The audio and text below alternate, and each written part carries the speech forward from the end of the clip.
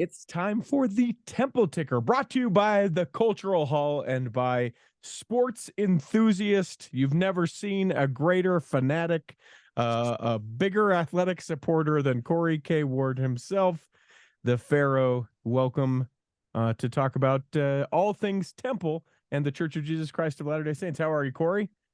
Doing well. It's a busy season for a gentleman like yourself. It seems like every time I sneeze, we've got announcements of this and declarations of that and contentions of these things. And whenever we have Cory on, we talk about anything that is the latest news about the temple. So it's not just groundbreakings and dedications. It can be, why hasn't this started sort of speculation, or as I watched from the latest episode of Ted Lasso, scuttlebutt, which I think we should start using more word.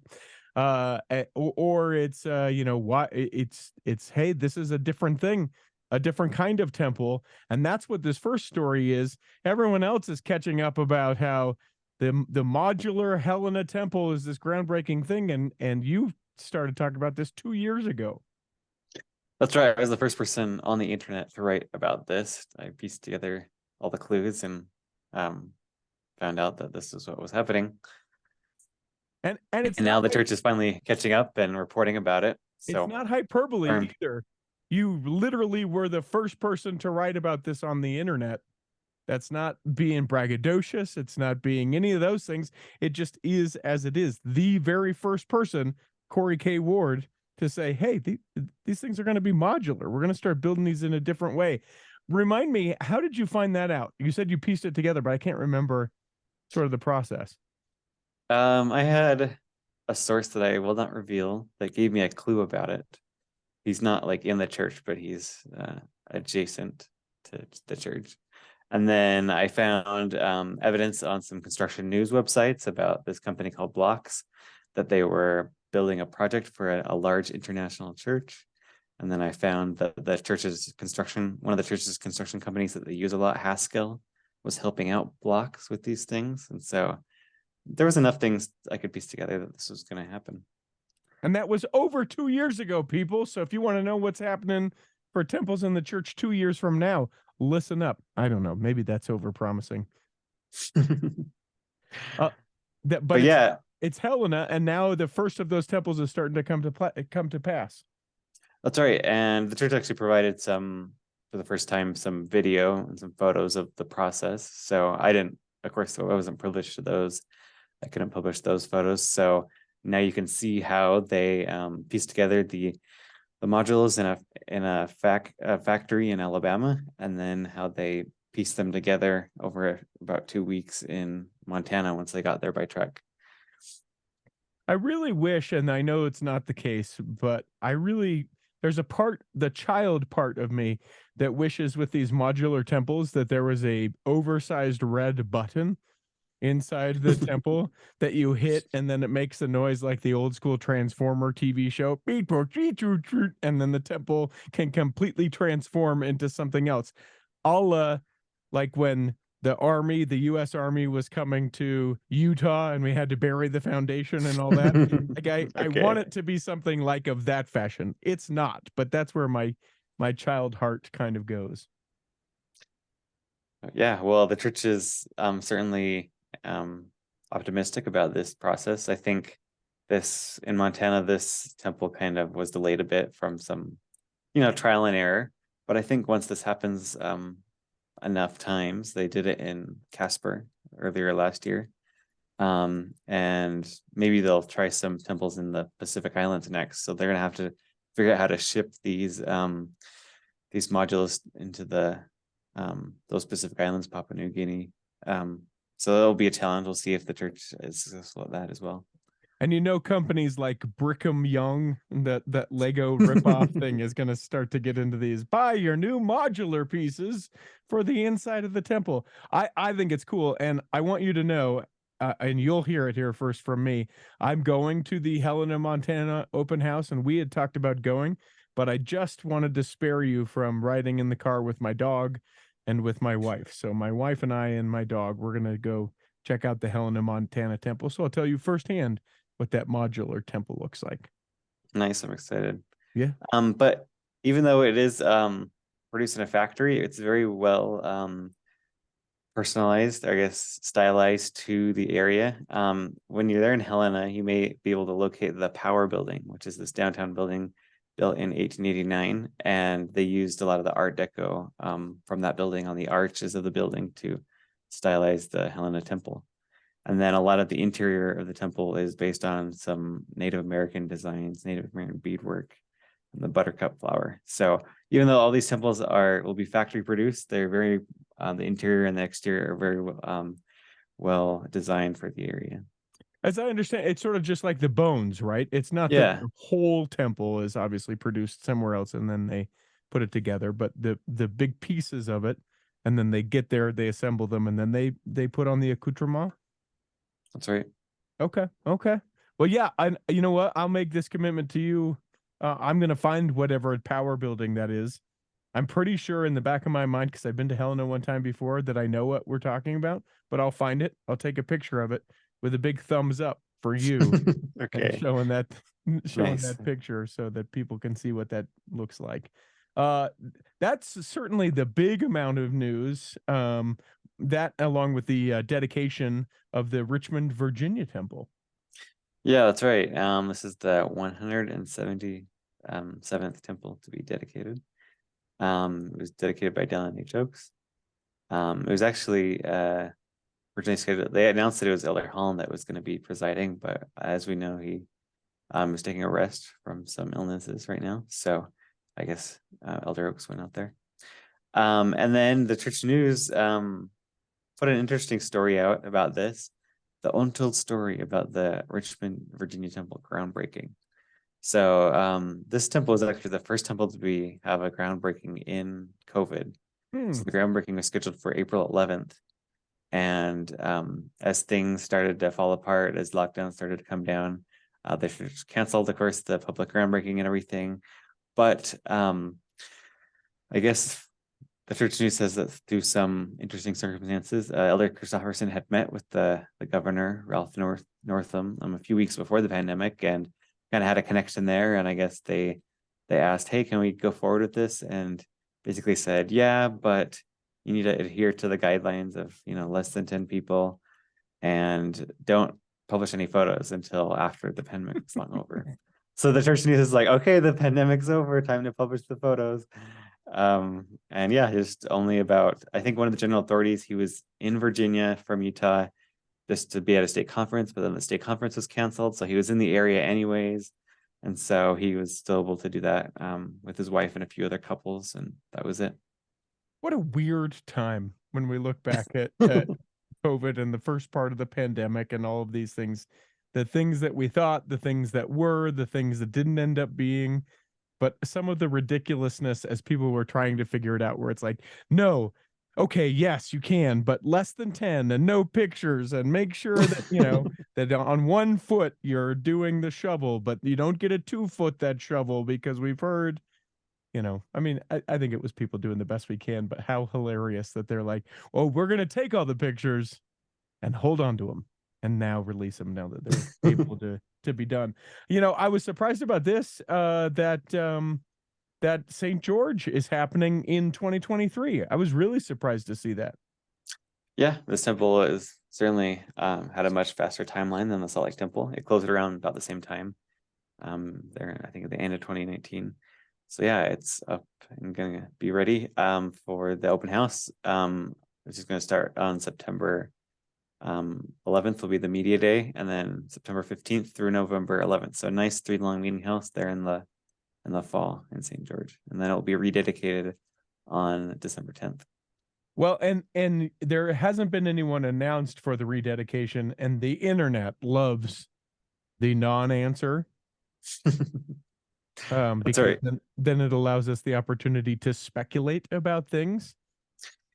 Well, last time, no, almost always the church now releases the general authority who will be dedicating the temple. And the last time that they didn't do that was the DC temple, and President Nelson showed up to that. So maybe they're leaving it open for him. I know he is 98. He did post something on social media this week about his health. So, you can leave it open, but who knows if he'll be there. Maybe Jeffrey R. Holland, a St. George native, will Well, also be that's there. what the internet is having a heyday with, is that they haven't named it because to many the natural choice would be to have Elder Holland be the one to dedicate it, but because of his health concerns, and then there's lots of people that, and I love the way we do this because it makes me laugh so hard.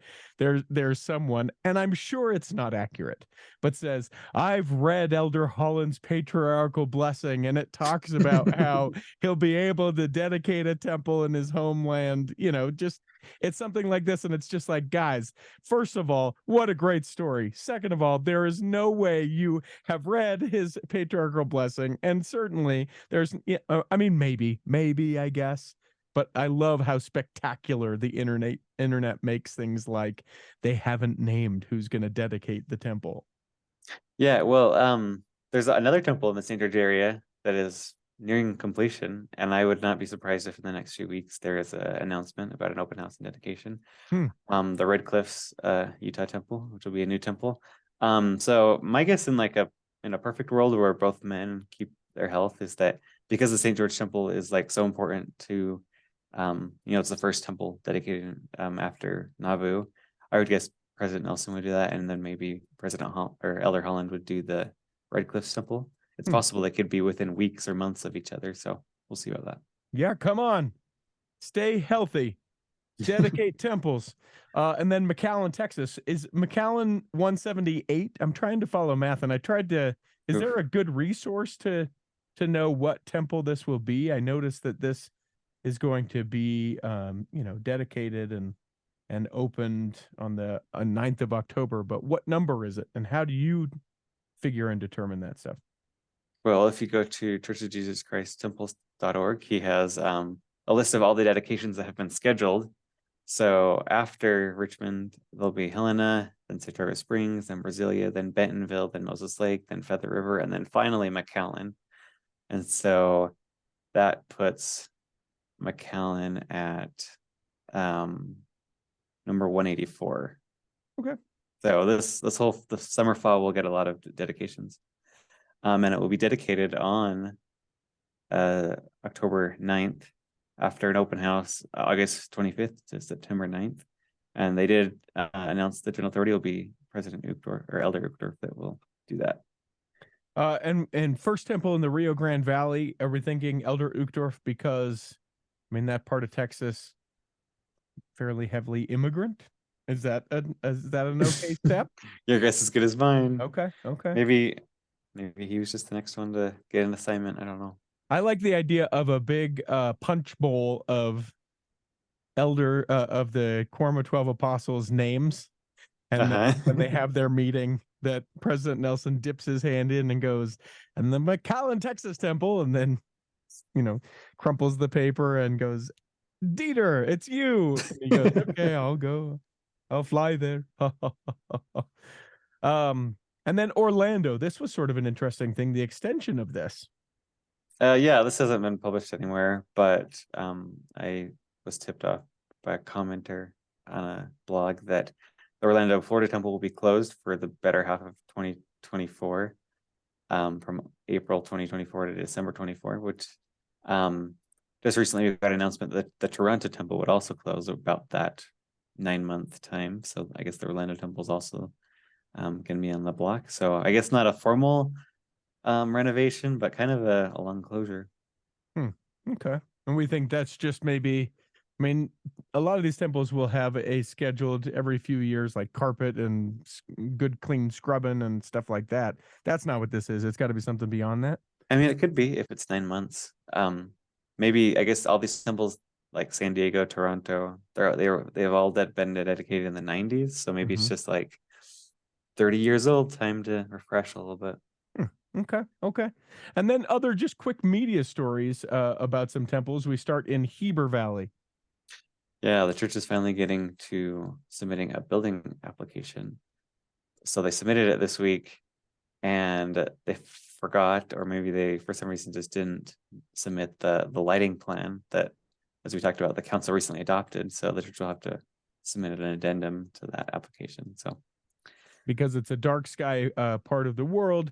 Lights can't shine up into the sky, light pollution and all that stuff. And there are Well, they can be. The council allowed that now, but they need to have certain other specifications. So that will continue to be drama for the folks in Gila Valley. San Jose, I love this this spectacular headline. A massive Mormon temple is headed for San Jose, but where? Yeah, the Mercury News published an article about this, and everyone in the Bay Area knows the Oakland Temple. So I guess what they might be expecting is like a very large temple in Silicon Valley area. But I wouldn't be so optimistic. I think we'll probably get a modest temple there somewhere. Probably not. I mean, it could be on the hill, but maybe not. But the article quotes like a member of some stake, and he's like, "Oh, this temple will be capped by an angel Moroni," and I'm like, clearly this person probably doesn't know that we're done with that. Yeah. And the Oakland Temple doesn't have one either, so I don't know why he's so like adamant that the San Jose Temple will. Just so long as my daughter has a place to get her quinceañera photos taken closer than Oakland, please, let's get it. Let's get it done. That's right. And they say that recently in San Jose there was a Buddhist temple that kind of had a hard time getting approval. And so they're, I guess, also anticipating that there might be a steep approval process for this temple. I thought you were making a steeple joke. I was really hoping that was the payoff there. Springfield, Missouri. I love these kind of articles where it's like, they've announced that a temple is coming here. We don't know. Yeah, well, this is actually written by like a member of the Baptist Apologist Network, and he's actually kind of like, hey, there's this temple coming with Mormons, so you'll probably get a lot of proselytism coming to your doors, because that's what happens when a temple's built. There's extra missionaries in the area, which is completely not true. There's been missionaries in Springfield for decades, and they'll continue to be in Springfield, but I don't think until the open house there'll be like some sort of big media drive. Yeah. But he's basically saying, hey, get yourself ready, like get your talking points ready so those Mormons don't convert you. You can buy my online course about how to deal with Mormons for $50. You can buy my online course. We see him all over TikTok. And then Bentonville, Arkansas, you have as the last article here. Yeah, there's just a local member that wrote an opinion piece about saying how grateful she is that there's a temple close by there in Arkansas. And speaking of which, the reservations are now available for the open house. So if you're in the area, if you happen to be stopping by Bentonville, Arkansas. All right. Well, you didn't know that this was coming, but I am going to add into this temple news. Are you excited about this or what? You can say or what. Or what? There is, I've got to make sure that I get my number correct. So I'm scrolling through. There is a Nauvoo Temple listicle that I wanted to share with you. 9 stories that you might not have heard about the Nauvoo Temple. So I'm going to do my best to try and stump you a little bit about this, and we'll see how we do, okay? Okay.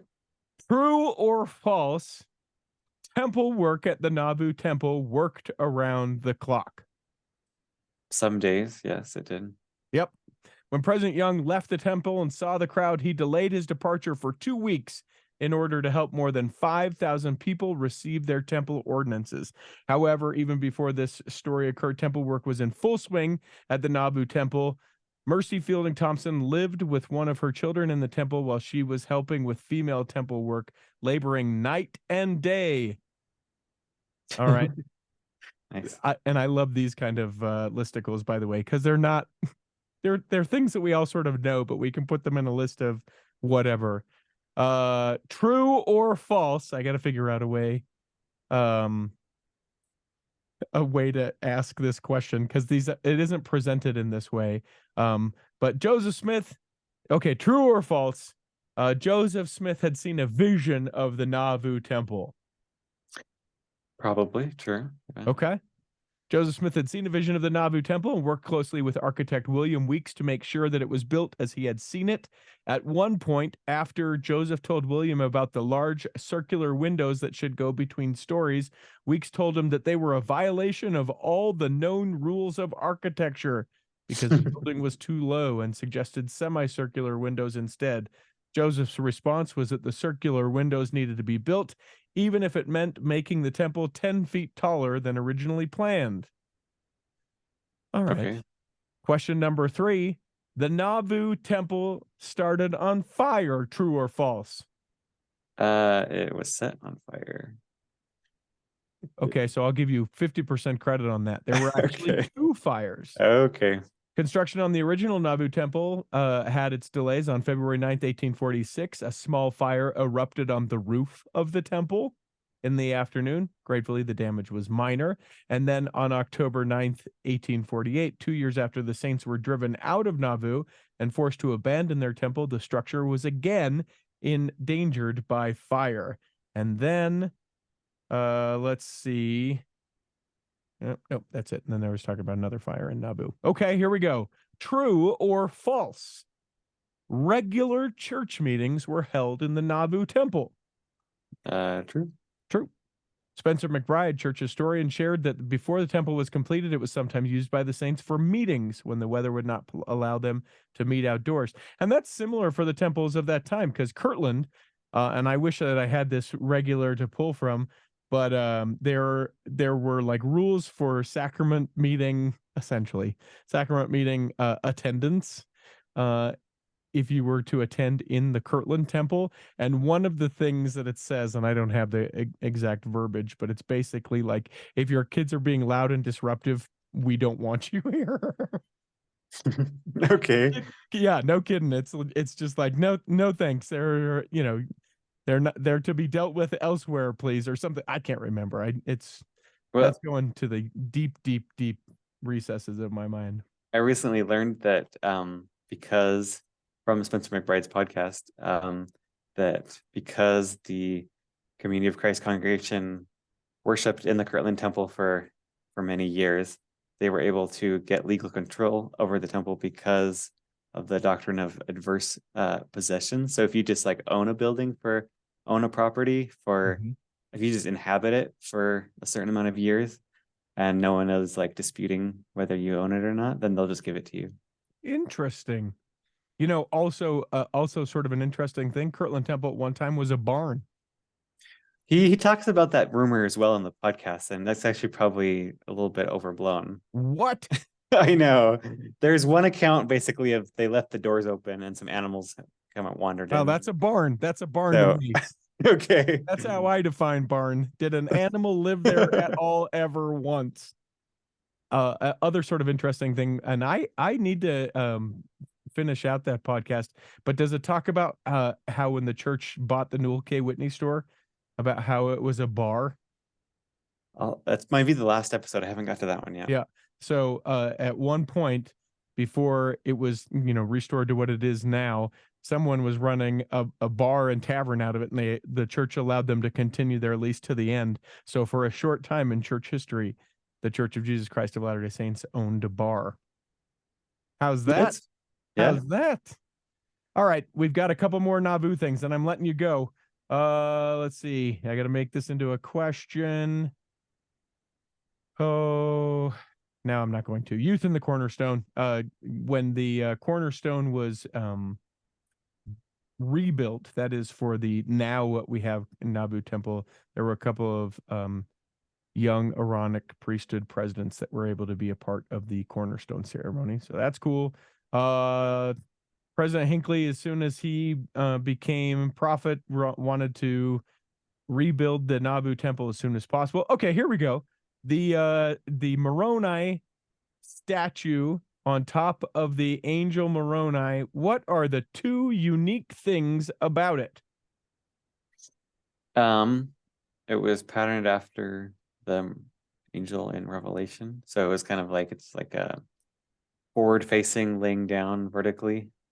Okay, right? That's one. In fact, the nickname, and I didn't know this, they call it Super Moroni because he looks like a a sprawling out Moroni. And then what's the other one?